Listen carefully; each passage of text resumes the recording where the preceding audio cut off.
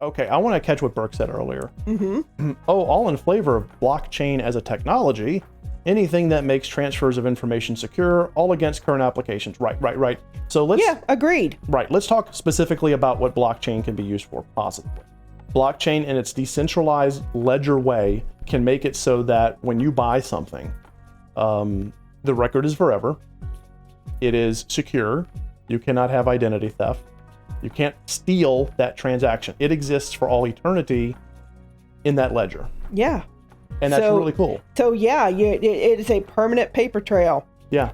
And that's really awesome. Yeah, not only does it keep people being accountable, which accountability is extremely important nowadays, guys. When you can purchase stuff that you have no business purchasing using Bitcoin, yeah, like dark web stuff, I don't need to go any further. Yeah. You need to have accountability. So implementing blockchain into pretty much all avenues of financial transactions will increase that accountability. Which is a good thing. Yeah. And welcome Human and Moogle Rampage. Exactly. But yeah, Burke's talking about Ethereum. Okay. You know. Yeah. Proof of stake. You know, I'm not really up on that. So you have a one leg up on me, Burke, as far as that goes. All I know is that Ethereum is just one of the many cryptocurrencies that are out there. Right. Coin farmers desperate to sell GPUs. Well, I do. I get off topic for a little bit. I do know that the mining, the what do you call it? The Bitcoin mining or something? Yeah, it's mining. Yeah, mining. Crypto mining. That has a finite life. It has and it's all. It's gonna end. It's gonna end. Yeah. And one day there will be no more Bitcoins to mine. So what are they gonna do? You know? Right. Okay, I'm going to go ahead and give a very quick primer for everyone who's new here and does not know what we're talking about. Yeah. And there's no shame in not knowing what we're talking about. What we are talking about is blockchain technology, which is what fuels cryptocurrency and NFTs. Right. I'll go over blockchain first. Blockchain is a decentralized way of keeping track of transactions, primarily financial transactions, although they can be used for other things, in which when a purchase is made, a bunch of other computers that are operated on a decentralized peer-to-peer network run the ledger, run the transaction, verify the transaction, and then return that the transaction is valid and then write it onto a block. Once that block is filled up, it connects to the next block in a chain. That is the most basic version. It can get a lot more complicated than that. Cryptocurrency is a result of creating those blocks. When your computer is a part of that peer-to-peer network, if you are the first person to complete the recording and the verification of the transaction, you get part of that coin. That's how Bitcoins came into existence. Now, anyone can create a coin and say it has a kind of value like Ethereum, Doggy Coin, all that shit. We're not talking about that. We're talking about it in related to blockchain. So that's blockchain. Blockchain's a technology for ledgers. That's it. Yeah, that's all it is. That's all it is. Yeah. NFTs, and Teal, please correct me if I get this wrong.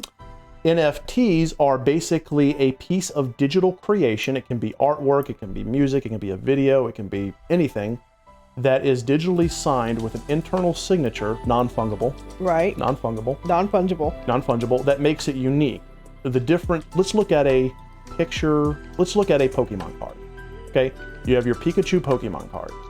If your Pikachu Pokemon card is just that, and it's a JPEG of it, then it is just a JPEG of a Pokemon card. If it is an NFT and it has that NFT code in it, it is a unique version of that card that acts as if it is, the best way to describe it would be a piece of existence, a physical piece of existence inside a virtual space. Yeah. It would be like if you were in the Tron world, and you were holding that Pikachu card and it was real, that would be an NFT. Right. It's a digital thing that actually has a uniqueness to it. The reason that a lot of people go shitballs over the whole thing is because, you can just right click on it and click save as. and you save the image and haha, you have the Pikachu card. That's true, but you don't have the unique thing. That would be like if I had a baseball card and I had my baseball card in my hand, and then you came along, put the baseball card on the table, took out your super awesome Samsung super high resolution smartphone, took a picture of it. You now have a picture of my awesome unique baseball card, but you do not have the baseball card. Right. That's basically NFTs in a nutshell. So this is being abused by people right and left. People are taking other people's artwork and running the NFT code into it. I don't actually know what it's called when you create an NFT, but they're now saying... NFT creation. Is that what it is? Okay. Yeah.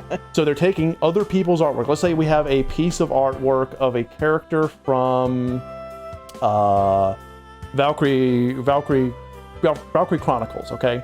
You take Gunter from Valkyrie Chronicles and a piece of artwork from him, and you put the NFT code into it.